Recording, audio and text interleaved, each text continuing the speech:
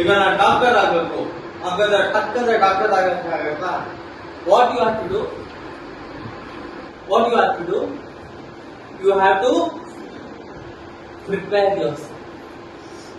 IPL match ಎಷ್ಟು ಜನ ನೋಡ್ತಾ ಇದ್ದೀರಿ? IPL ಮ್ಯಾಚ್ ಎಷ್ಟು ಜನಕ್ಕೆ ವಿರಾಟ್ ಕೊಹ್ಲಿ ಇಷ್ಟ? How many of you like Virat Kohli? Yes.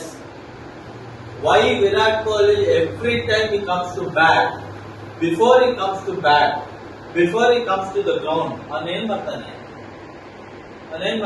What he does? He prepares himself. Yes or no? He has done it so many times, but yet he prepares himself. So, if you want something, if you want to achieve something, we have to prepare. But unfortunately, ಏನಾಗ್ತಾ ಇದೆ ಅಂದ್ರೆ ನಾವು prepare ಆಗಲ್ಲ, ನಾವು ಸೋಮಾರಿಯಾಗಿ ನಾವೇನ್ ಮಾಡ್ಬಿಡ್ತೀವಿ, ಕೂತ್ಕೊಂಡ್ಬಿಡ್ತೀವಿ. That should not be there.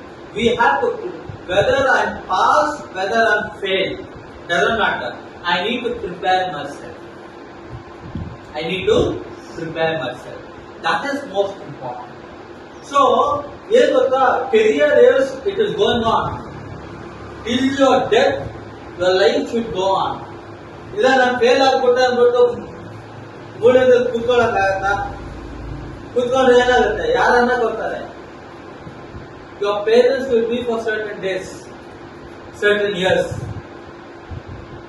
ಕೆಲವು ವರ್ಷ ಅಷ್ಟೇ ನಿಮ್ ಪೇರೆಂಟ್ಸ್ ಸಾಕೋದು, ಆಮೇಲೆ ಏನ್ ಮಾಡ್ತಾರೆ? ಇಷ್ಟು ದೊಡ್ಡದ ಬೆಳ್ತಿದ್ಯಾ, ಈಗ ನೀನೇ ಹೋಗಿ ದುಡ್ಕೋ ಹೋಗು. ಮದ್ವೆ ಆಗಿದೆ, ಓದಿಸಿದ್ದೀನಿ, ನೀನ್ ಎಷ್ಟು ಓದಿದ್ಯೋ ಅಷ್ಟು ಓದಿಸಿದ್ದೀನಿ. ಈಗ ನೀನ್ ಮದ್ವೆ ಆಗೋ ಸ್ಟೇಜು, ನೀನು ದುಡಿಯೋ ಮಾಡೋ ಸ್ಟೇಜು. ನೀನು ದುಡಿಯಪ್ಪ, ನೀನನ್ನ ಸಾಕ್ಬೇಕು, ನಾನೆಲ್ಲ ನೀನ್ ಸಾಕೋದು. ಸೊ ಲೈಫ್ ಅನ್ನೋದು ನಮ್ಮ ಮೇಲೆ ಡಿಪೆಂಡ್. ನಾವ್ ಹೆಂಗೆ ನೋಡ್ಕೊಂತೀವೋ, ನಾವ್ ಹೆಂಗೆ ಪ್ರೊಟೆಕ್ಟ್ ಮಾಡಿ. ಕನ್ನಡ ಎಲ್ಲರಿಗೂ ಅಂಡರ್ಸ್ಟ್ಯಾಂಡ್ ಆಗುತ್ತಾ?